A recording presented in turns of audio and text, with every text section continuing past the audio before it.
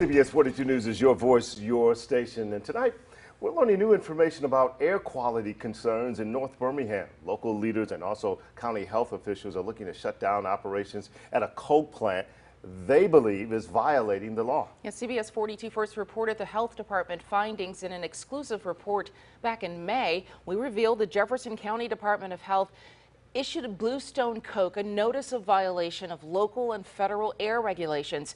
CBS 42 News reporter Chloe Vincente is looking into why the company is still operating.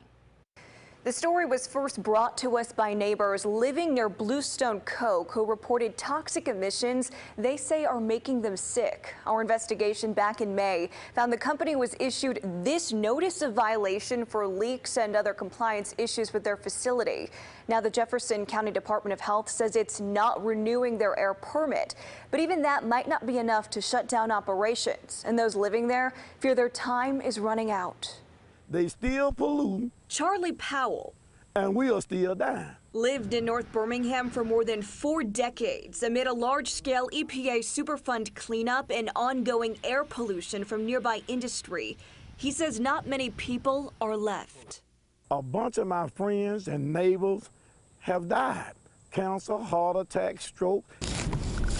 While much of the contaminated soil from the Superfund site has been cleaned up, he blames continued health issues in the community on the toxic emissions coming from local plants. They still want to run and pollute and hurt us. In August, the Jefferson County Board of Health filed a complaint against Bluestone Coke, citing numerous violations of local and federal air regulations. The Department of Health also announced it would not renew the company's air permit, which allows them to operate. It's a step in the right direction for environmental groups like GAS, who have spent years fighting the contamination in North Birmingham. Bluestone has been engaging in reckless behavior. Bluestone Coke has been caught violating the law. Bluestone Coke did not respond to our repeated requests for an interview, and the Jefferson County Department of Health would not comment due to the pending litigation, but did send us these documents which show the fight is not over. Following the permit denial, Bluestone Coke requested a motion to stay, which was granted by a hearing officer. That means Bluestone Coke is still allowed to operate over the health department's objection. A JCDH compliance evaluation from July shows records of recurring leaks and equipment failure at Bluestone Coke.